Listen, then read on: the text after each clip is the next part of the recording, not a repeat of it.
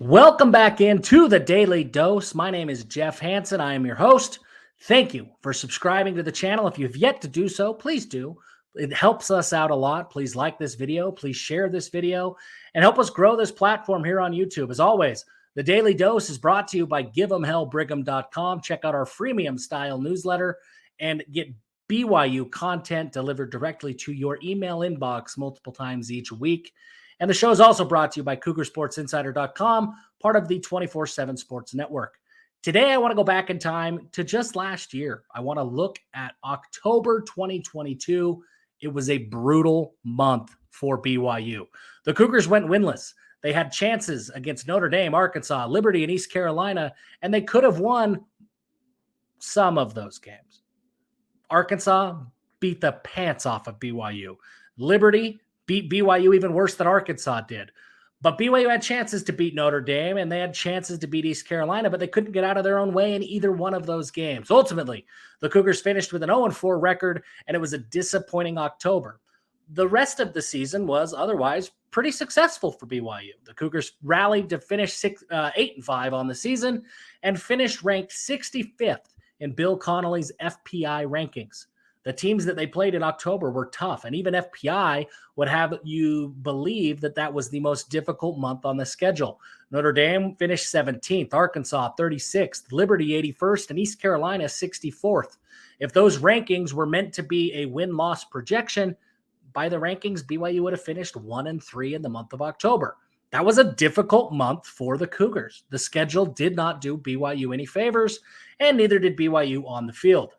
Now, looking ahead into 2023, there's a lot of similarities for BYU in what could be another gauntlet of a month of October. The Cougars do start the month off this October with a bye week, and that feels like a scheduling win for BYU, especially given where they've been in independence.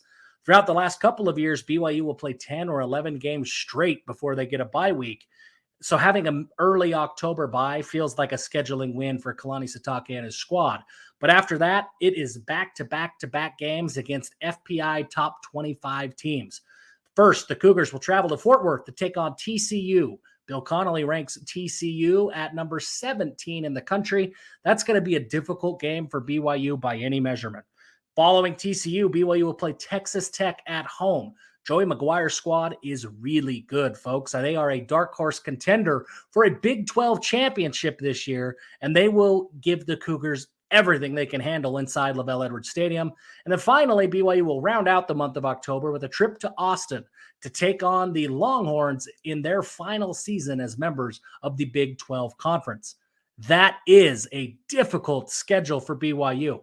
And I wouldn't blame anybody for looking at that and saying, yep, the Cougars will finish 0-3. But maybe it's my blue goggles. Maybe it's all this BYU stuff on the wall behind me.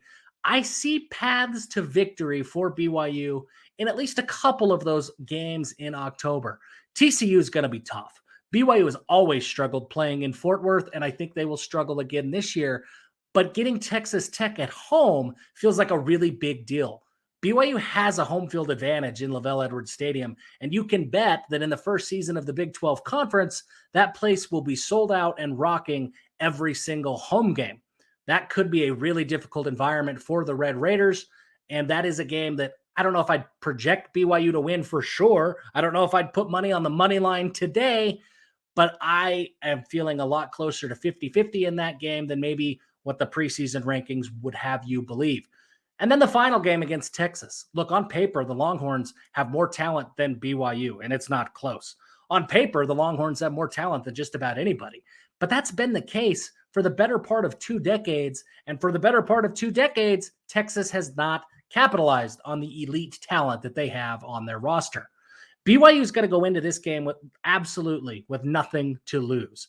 They are not going to be intimidated. They've played in the most ruckus environments across the country as a college football independent, including Texas. Throughout that week, BYU will see highlights of Taysom Hill and his knee brace galloping all over the Longhorns in Provo and in Austin. BYU will feel confident going into this game. And there's a lot that could go wrong for Texas. I'm not convinced that Steve Sarkisian is the guy who will really bring Texas back. And if they get off to a slow start, does the team start to turn on Quinn Ewers? Does the team start to turn on Steve Sarkisian?